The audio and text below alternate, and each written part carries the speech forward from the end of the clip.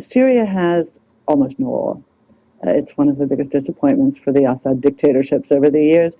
Last time I looked, which was a little while ago, they had a 10-year supply of oil sufficient for domestic use. They are an incredibly poor country, resource poor. Syria's greatest wealth has always been its people, its entrepreneurs, and I hope that'll remain the case. I don't think oil companies have a great interest in the outcome here, except insofar as turmoil in the Middle East is bad for business. The past couple of days, ever since Saturday, you've heard the term war weary over several times, especially when it comes to Iraq and Afghanistan. What happened? What's in your mind, especially since your experience during the Iraq War? As far as going forward, if there's fair comparisons when people bring up Iraq, Afghanistan, and Syria. My colleague Tom Donnelly has developed what I would only call a mania on this expression, war weary, and I'm very sympathetic to him. How many people who are among the war weary of America are actually serving in our voluntary armed forces? Less than 1%. Who is fighting, the 300 million Americans or those guys who volunteered for our all-volunteer army? What exactly are the American people weary of when we use this expression? Are they weary of talking about it? Are they weary of spending on it? Because if they're weary of spending on it, are they also weary of Social Security? And are they weary of Medicaid? Because let me tell you, we're spending those at a much faster clip than we are on any conflict, on any Pentagon account. So I'm not quite sure what anyone means when they say war weary. We are a great power, and we want to remain a great power, and we want to continue to enjoy the privileges of great power. And one of those is understanding just what we need to do overseas. Sometimes that involves our military, more often it doesn't. But people should make no mistake. Our strength and our nation and the way it is constructed right now and the privileges and the economy that people have come to enjoy was built on American power, not on American war weariness. So, and yet you've heard that term from the president. You've heard it from Secretary Kerry as well. And it's become a cliche. It's the kind of cliche that led the former President Jimmy Carter to talk about malaise in the country, much to his own detriment.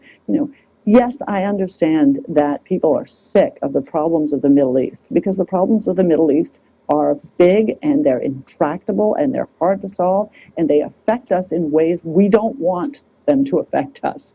That being said, those who are fighting for us aren't complaining, and they represent a very small part of this country, they and their families and the people who support them. I give them full credit, and I'm amazed by the things that they do. I only wish that we were supporting them more.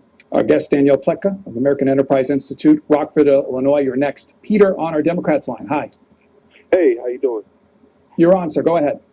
Oh, yeah, I had a question. Israel launched missiles into Syria and a few months ago back, and I was wondering if that was illegal, and do we still have to back Israel up for those missiles launched if Syria was to respond back to Israel? Thank you. That's about it. That's actually a really good question from the caller. So Israel has gone in actually more than once from the air and taken out shipments either from Iran or from Russia to Hezbollah. These are what Israel has described as game-changing weapons, weapons with very substantial range, weapons that can take on much more substantial targets. And Israel has gone in, I hope I'm getting this right, I think 3 times, and taken out such targets. The Syrians have not retaliated against them in any meaningful way. What we're proposing to do is not a whole lot more dramatic than that, what the president is proposing to do. Maybe unfortunately, and we've talked a little bit about that, but I think that serious threats of retaliation are pretty empty if Israel is any measure of that. The headline in the Washington Post today about the U.S. with U.S. aid, Israel test firing missiles. Right. Long planned exercise had nothing to do with Syria, according to the Pentagon. Michael, Centerville, Virginia, you're up next. Republican line. Yes, hi, good morning. I just want to say that the decision by this administration to get involved in Syria would absolutely be a wrong decision. Again, we're making the wrong decision when it comes to foreign policy in the Middle East. After what happened in Libya and after what's happening in Egypt now, and that I see the decisions made do absolutely very little but to harm our reputation in the Middle East. Now, I think that because, number one, getting involved in Syria would not in any way defend our national interests in Syria. We are losing grounds in Egypt among young, moderate people. There were many Syrians here protesting the decision by this administration to get involved all over the weekend. And number two, because getting involved in Syria would not protect the assets or the interests of our allies. Israel knew all along that Bashar's regime has chemical weapons. They didn't do anything about it because their fear is not that these chemical weapons are in his hands. Their real fear is the fact if these weapons are possessed in any way by the extremist group. Number three, the French opposition to the war just cited a couple of days ago that 80%, and I quote them, 80% of the attacks on Bashar's regime are done by Al-Qaeda. Al-Qaeda and the Muslim Brotherhood make the majority of the rebels that we will be helping if we get involved in Syria. Caller, thank you. We talked about this up front. When the president wants to do something in the Middle East that involves military power, after having spent the last more than 5 years in office, because also his Senate career, saying that we don't belong in the Middle East, that we have no stake in the Middle East, that our military shouldn't be involved in the Middle East, that we have no dog in the Syrian fight. I understand exactly where this caller is coming from. If the president wants to do something like this, he needs to articulate to the American people what our interests are. I disagree with the caller. I believe we do have interests. But insofar as the president is the leader of our country, and that bully pulpit has so much value, he has done nothing to build consensus around this. He has done nothing to explain to the American people what's at stake. No, it's not just Syria. It is the spillover that's happening from Syria into Lebanon. We're seeing bombings now in Lebanon, sectarian fighting in Lebanon. We're seeing, again, there are 2 million refugees as a result of what's going on. Well over 500,000 straining the country of Jordan, an important ally. We saw a bombing yesterday on the Turkish-Syrian border. We're seeing the return of Al-Qaeda in Iraq, all spill over from the Syrian border. And we're seeing new powers position themselves on the Golan Heights to threaten Israel. So the notion that we have nothing at stake, that we can somehow wash our hands of this, let them just kill each other, someone said that to me yesterday, I think is false. But again, I'm just a lady sitting here on C-SPAN. I'm not the president of the United States. It struck me so forcibly that when the president made a decision to arm the Syrian rebels, he did so with you mentioned Ben Rhodes, Deputy National Security Advisor, doing a conference call on a Friday afternoon, and then waited the weekend, and then on Monday night at 11:30, the president went on Charlie Rose on PBS, not exactly a chat in prime time to the Oval Office, to talk a little more about the rebels. That's not what I call selling a policy. And so if people have doubts out there, no surprise. To the topic of what's at stake, what about other countries and how they watch us? Absolutely. I think, again, it's not just the American people who are looking at the United States and scratching their heads. What the gentleman who called said about Egypt is absolutely right. Everybody in Egypt thinks we've let them down. The democratically elected government that we didn't like, the Muslim Brotherhood, they think they were betrayed by the United States because we talk about democracy. Those who believe in genuine democracy and secular freedom, the women, the young liberals in Egypt, they think we've let them down because we let Mohammed Morsi, the Muslim Brotherhood guy, run amok. And of course, the military thinks we've let them down as well. We are playing a lose-lose game. And make no mistake, that is by choice. And that's part of the problem this president has. Ralph from Ridgeway, Pennsylvania. Thanks for holding on. Go ahead, please. Yeah, the president ran his mouth with this red line talk, okay? It wasn't the red line, or I'm going to go to Congress. It's you cross a red line. The Republicans are falling for it. They can't win either way. If it turns out good, then the president's going to take credit for it. If it turns out bad, it's all about the elections in 2014. This doesn't have anything to do with anything. Well, I assume the call is finished. I think that the accusation that Ralph made about the red line is absolutely true. Part of the problem the president has is that, say it a little bit more graciously, that he was let's say, rhetorically aggressive in talking about his red line last year in the context of a national election in which he was charged with being weak on national security. No, he said, I'm tough.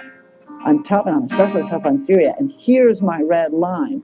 Well, now, unfortunately, the president has to lie in the bed that he made for himself, and I think he doesn't like it. And that's part of what this game with Congress is all about. I think he's trying to distance himself. I also think he's trying to wash his hands of the challenge.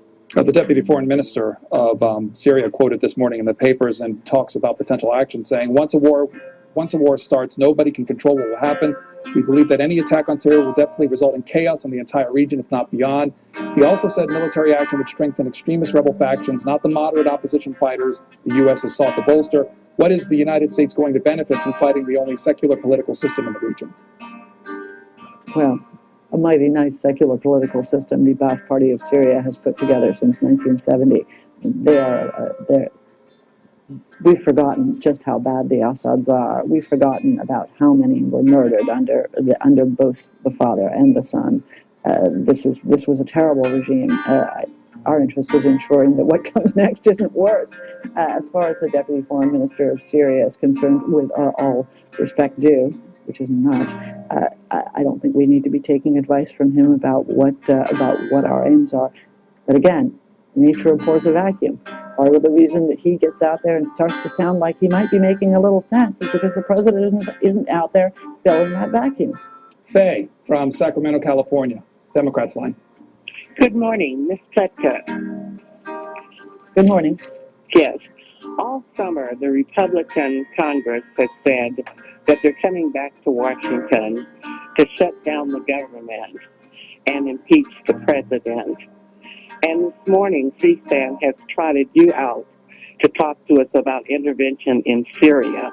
I think we have more serious problems in this country. Thank you. Okay.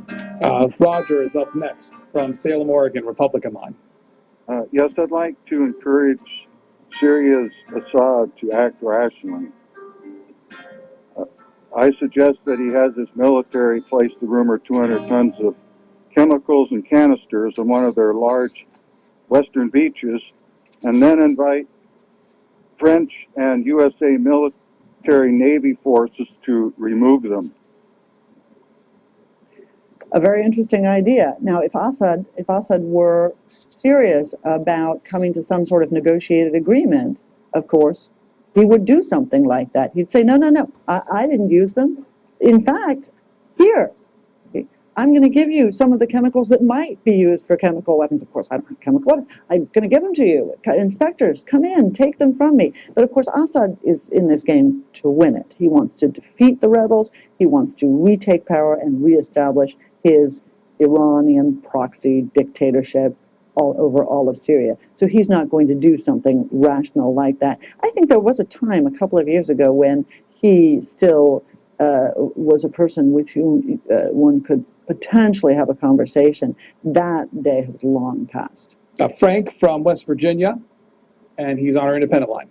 Good morning. I think you've done a really great job of assessing the situation over there. Appreciate all the talking you've done this morning on it. Two things that I haven't heard much of. Has anybody considered the wag the dog that we heard so much about when Bill Clinton was in there? Nobody's talking about Benghazi, the IRS, the NSA. That's all a thing of the past now. But my main question is, there's a term that I haven't heard used much in this case, and I'm worried about it. It's mission creep. When John Kerry talked about yesterday, maybe boots on the ground in case we had to guard stockpiles of weapons, and then he backtracked on it, I'm afraid the people that are thinking we can really limit this and go in and just get that done and be out are not recognizing the danger of making more moves, and finally we're in a big mess over there. I'd like to listen to your comments. Well, thank you for your comment up front. And two very good questions. There have been some accusations that there's a wag the dog exercise going on, that the president has suddenly become seized of the challenge of Syria because, in fact, he wants to distract from whether it's Benghazi or the IRS.